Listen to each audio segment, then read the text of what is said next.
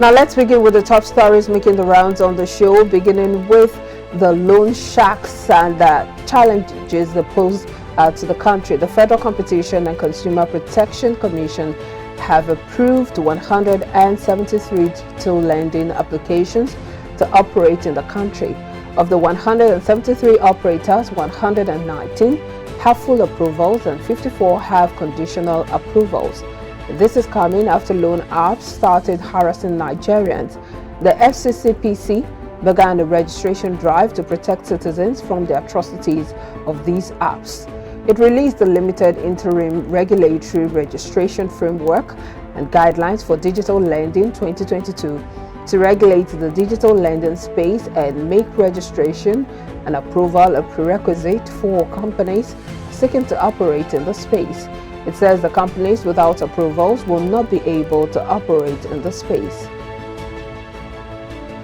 And in other stories, the Minister of Industry, Trade and Investment, Adeni Adebayo, yesterday disclosed that the ministry would soon submit a new auto policy for Federal Executive Council approval, addressing senior executive calls for the 5 participants of the National Institute of Policy and Strategic Studies, NIPSS, who paid a visit to the ministry. The minister said the auto policy was reviewed to increase local production of vehicles. Besides, the new policy would help the country to transit from semi-knockdown to completely knockdown, completely built-up manufacturing. The new policy also has one of its objectives, a plan to increase employment in the automotive value chain. And the Nigerian Postal Service has announced plans to launch the digital postcode system in Nigeria in June. The Postmaster General of the Federation, CEO, NIPOST, Adeyemi Adepoju, disclosed this at the end of a 2-day workshop retreat on the digital postcode system in collaboration with the National Population Commission, amongst other partners.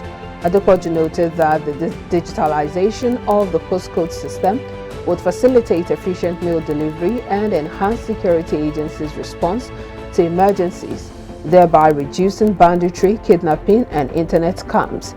He further stated that it would provide an effective healthcare delivery system, adequate revenue and tax collections, and utility bill distribution.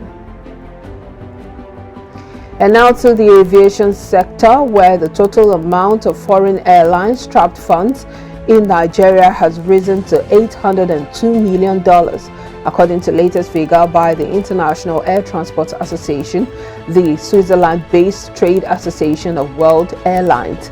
As a result, IATA warned the Nigerian government that the situation could hamper air connectivity, economic growth, and the development of the country's aviation sector. Director General IATA, Willa Walsh, spoke on Monday while launching Focus Africa, a new initiative aimed at strengthening aviation's contribution to Africa's economic and social development. According to him, airlines may be forced to reduce their service in the countries blocking funds, as it's capable of affecting the growth of African aviation.